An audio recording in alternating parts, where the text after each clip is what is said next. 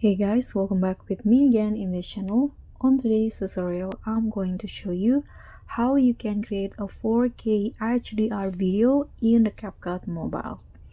So in here, you just need to add your videos and go straight to adjust and follow this setting. So for the brightness, increase it to 10, contrast 15, saturation 10, then click on the sharpen and increase it to 45. Now find highlights and increase it to 15. Next, lower the shadow into -11.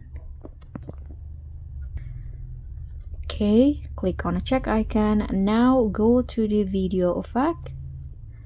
Click on the lens category.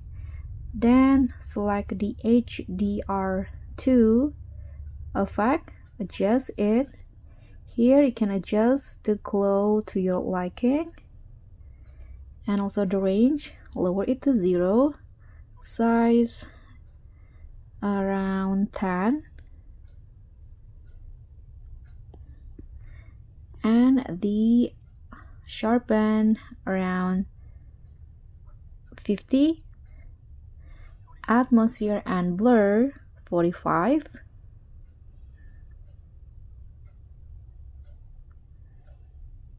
and the speed to 0.